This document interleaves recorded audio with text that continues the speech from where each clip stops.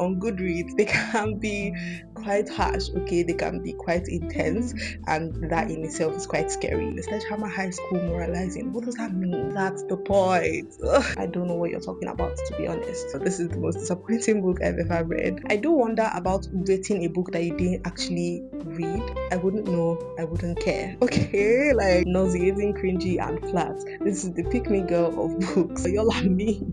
I'm actually getting triggered. Hi fairies, welcome back to my channel. My name is Fifi. It's so nice to have you here. I hope you stay a while. Today we are going to be doing something quite interesting, okay? I am going to be reacting to 1-star reviews of my favorite books, okay? So books that I gave 5 stars, I will read and react to 1-star reviews by other people. I am definitely very scared to do this. I am not one to care too much about other people's opinions concerning my favorite books, but you know, on Goodreads they can be quite harsh, okay? They can be quite intense, and that in itself is quite scary. But yeah, honestly, let's just get right into it. Let's like get it over with. We are starting off strong, okay, with my most recent 5-star and my literal only 5-star of 2026 so far, Blood Over Bright Haven by Wong. I read this book for my second video in a series where I explore high fantasy novels, and I'm sure it's out by now, so you can go and check it out. It was the only book I read in that video, so I talked about it heavily and I gave some spoilers too. I'm going to go ahead and read you the premise of this book. It says, magic has made the city of Tehran an industrial utopia, but magic has a cost and the collectors have come calling. An orphan since the age of 4, Sayona has always had to prove more than her fellow students. For 20 years, she has devoted every waking moment to the study of magic, fueled by a mad desire to achieve the impossible, to be the first woman ever admitted into the high magistry. When she finally claws her way up the ranks to become a high mage, however, she finds that her challenges have just begun. Her new colleagues will stop at nothing to let her know she is unwelcome, beginning with giving her a janitor instead of a qualified lab assistant. What neither Sayona nor her peers realize is that her taciturn assistant was once more than a janitor. Before he mopped floors for the mages, Tomio was a nomadic hunter from beyond Tehran's magical barrier. 10 years have passed since he survived the perilous crossing that killed his family, but working for a high mage, he seized the opportunity to finally understand the forces that decimated his tribe, drove him from his homeland, and kept the Tyrannish in power. Through their factitious relationship, the mage and outsider uncover an ancient secret that could change the course of magic forever if it doesn't get them killed first. Sayona has defined her life by the pursuit of truth, but how much is one truth worth with the fate of civilization in the balance? Okay, so I love this book. I love this so much. I love the themes I was tackling. I love the characters. They were so layered, so complex, so real and honest. And I don't know, I just connected to it on a level that I did not even expect to. I'm going to put my 5-star review of this book right here, but let's look at some 1-star reviews. I'm so scared. I'm actually so scared. Okay, this one says DNF, another YouTube recommendation, another reason not to trust booktube. Clunky prose and sledgehammer high school moralizing. No thanks. It's a shame as the prologue had me hooked, but it all goes horribly wrong after. Clunky prose, I very much beg to differ. The prose was very simple, straightforward, to the point, while still having some very beautiful lyrical moments. It felt very immersive and evocative in my opinion, and brought the characters to life so beautifully. So like, what do you mean? Sledgehammer High School moralizing? What does that mean? Oh, what the fuck? Okay, let's move on. Another DNF. The feminist and colonism themes are shoved down your throat and not in a good way. There is more to feminism than just men suck, fight the power, ECT. Did not like the characters as there was not much depth to them. I I don't agree with the main character getting on my nerves. Okay, I see that. I see that. Sienna was very much quite annoying. She was very annoying. But like that's the point. She's a layered character who is deconstructing everything that she has been made to believe for her entire life. Of course, she would be annoying. Like, was this a good idea? Now I'm like, oh, this one says, I'm just a girl standing in front of the Goodreads community, asking how so many of you could possibly give this book so many stars. The FMC, insufferable. It was a chore to read about her. The writing was not good enough to carry how horrible she was. Even the story itself has holes, not good. Like, I get what people are saying about Serena. She was very much annoying. But like that's the point. Ooh, we have a longer one here. Holy cow, this was terrible. First, the concept of the other world and the Sephonin is a direct copy of the god themselves by Isaac Asimov. Who is that? What book is that? Wait, is this real? Ooh. I don't know if this was a good idea. Now I'm rethinking everything.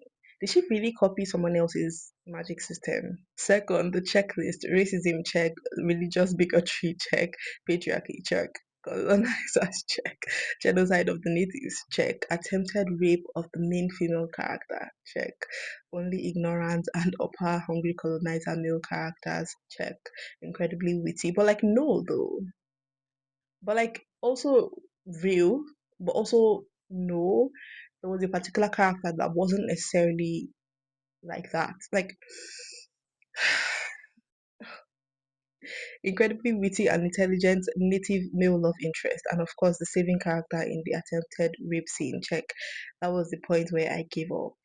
Read until 40 to 45%, then I started skipping pages, and unfortunately, I encountered the whole female main character versus alchemist doctor conversation.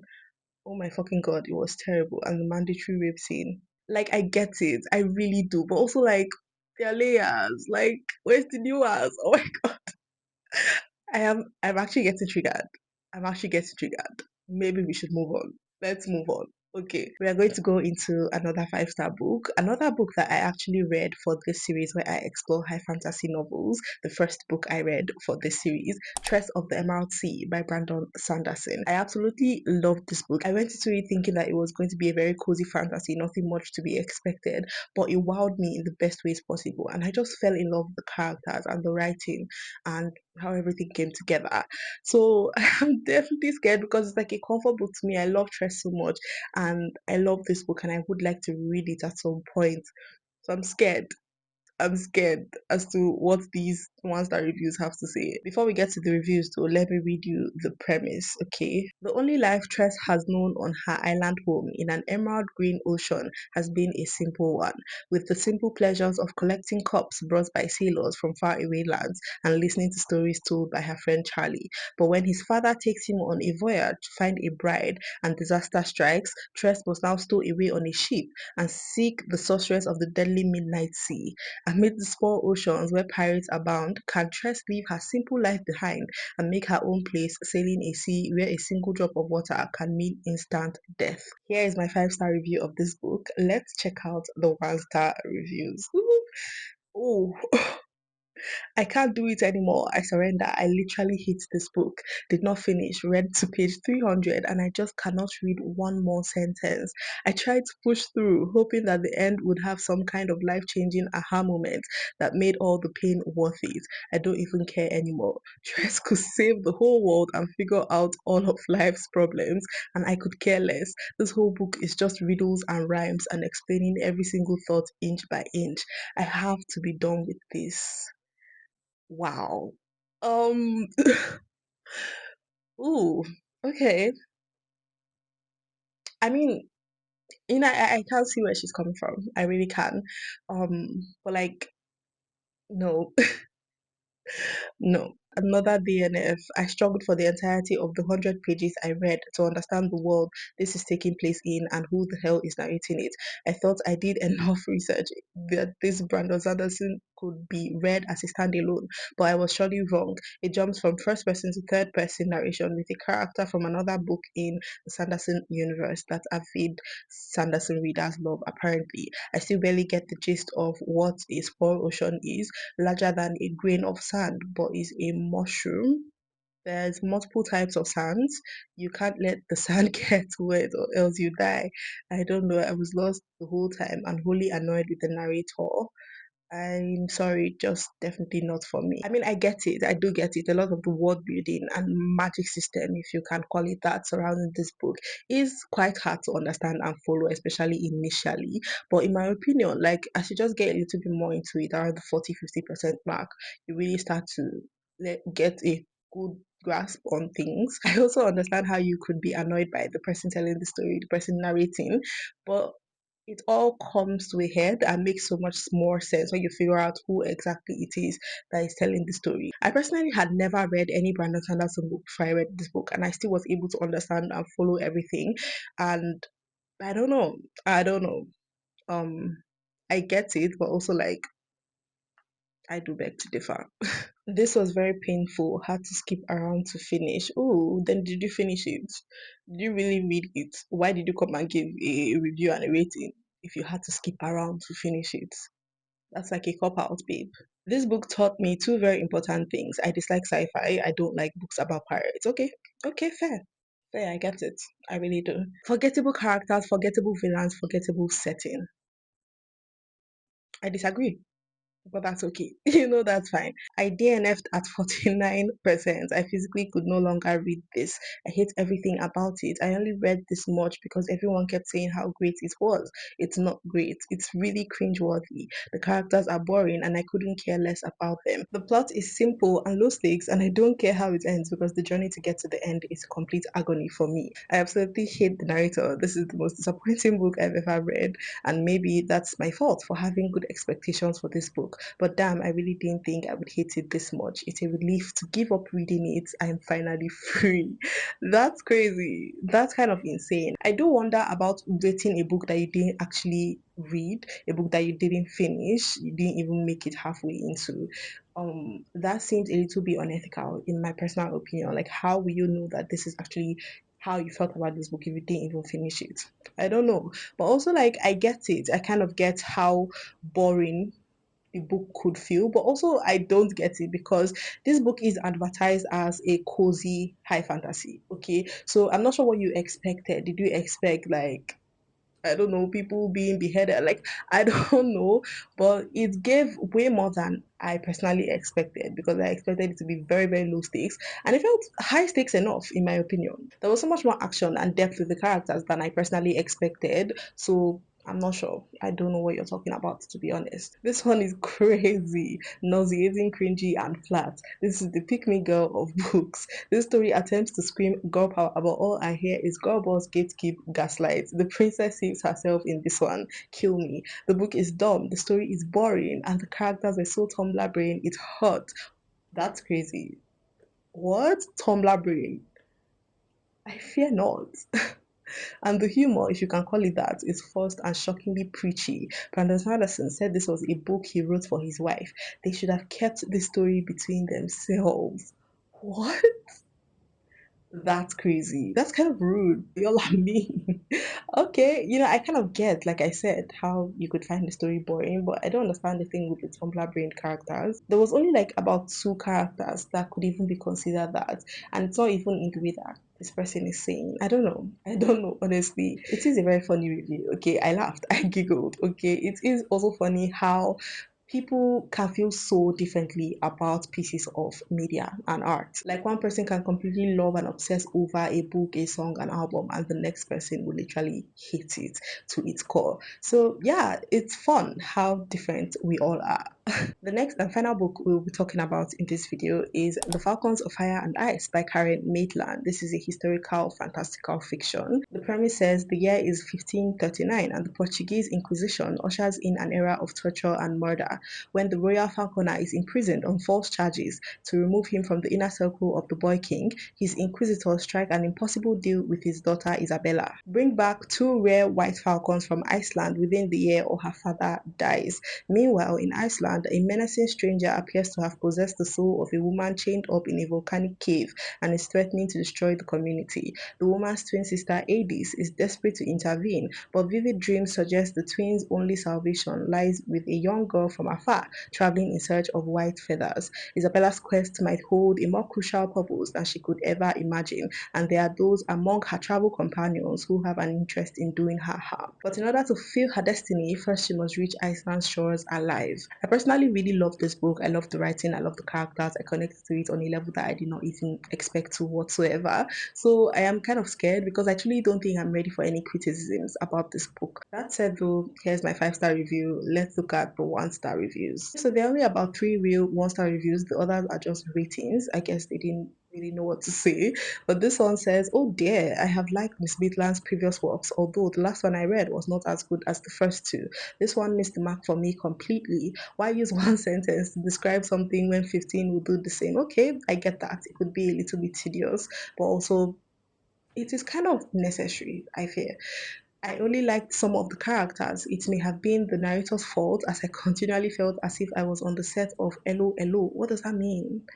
What does that mean? Is it like the accent of the audiobook narrator? Is that what she's referring to? I'm not quite sure. The book defeated me totally. Sadly, unable to recommend to the normal crew. Oh, that's sad. I have nothing to really say about this. I mean, she is a fan of Karen Maitland's previous works. This one just didn't connect, and that's completely fine. Also, maybe the way that it was narrated didn't do this book justice. So can't really fault her for that. This one says, "I found it took too long to introduce characters and establish the time period slash setting. The odd tidbits on the chapter page was a little weird along with the Falcon terms, but I could see the relevance. The end was, well, where is it? What happened?" I mean, it's there, like it's right there. If you read the book, it's right there. But I also get how the ending could leave a person wanting more, okay, because we don't really get much as to if Isabella actually fulfills her quest and gets her father back. But also, I feel like if the book went on any longer, it would have been just too much. And I don't know. With the tidbits on the chapter pages, I don't know why that's weird or something that you cannot understand. It was basically just factual information about this historical time period as well as these falcons. So I don't know. Is that too much for you to understand? We have a longer one here. First of all, a confession. I started reading this at pace. I really got into it, and about 100 pages in, I started to slow down. It became a slog, and I haven't finished it. Oh, okay. This review is not therefore complete, but it's a reflection on my experiences with this book, which on the whole left me cold. The premise doesn't make a huge amount of sense. A new Christian, converted Jewish family, two white falcons, some ritual burnings, and a woman in a cave in Iceland never really seem to link together or hold my interest in any deep and meaningful way. I haven't finished the book, so it may be that all these things hung together in some sort of epiphany driven perfect union right at the end. But you know what? It was just so damn boring in between that I really don't care. Okay, but like all these things did in fact come together to make sense at the end. So like who are you blaming here?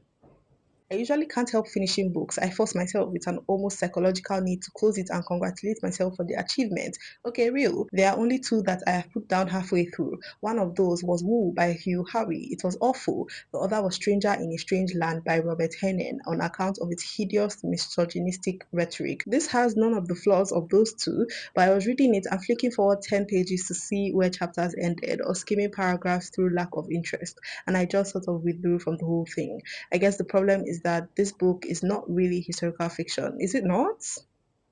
Is it not? As it's badged up to be. It's not fantasy fiction either, though there are elements. The desperate parts don't hang together in a similar way to books like The Daylight Gate by Janet Winterson or something by Robin Hobb. It just sort of feels like Karen Maitland is aping what they do so well, but doing it badly for a discount sale on a petrol station forecourt. What the fuck? What are you on? Okay, rude. Reviews being entirely subjective and taste being what it is, you may well love this and do. And do. You may love the ending and do. I wouldn't know, I wouldn't care. Okay, like this feels a little bit elitist. Like, get the fuck over yourself. Like, anyway, I do understand some of his points. For some, I'm like, okay, whose fault is it though that he didn't finish the book? And it was definitely historical fiction. Okay, it's historical fantastical fiction. This book takes a lot of inspiration from real historical facts, and there's even like 5 more pages at the end of this book that really explain all these historical moments and facts to use. So I don't know. I don't know what this person is on about, but also like I guess, whatever you say. Anyway, that brings us to the end of this video. That was definitely something, okay, definitely gruesome. I'm not sure I quite like that, okay? I really actually did not like that. Either way, let me know if you've read any of these books, what your thoughts are about them. If you like them, if you didn't, be nice, okay? Don't do too much. Also, let me know what some of your 5-star books are. Recommend some books for me. Just talk to me down below. I love reading and replying comments. It's one of my favorite pastimes. Don't forget to like, comment, subscribe, and also follow me on Instagram if you want to be book besties or just besties in general. I would really love and appreciate that. For now though, I will see you guys in my next video. Bye.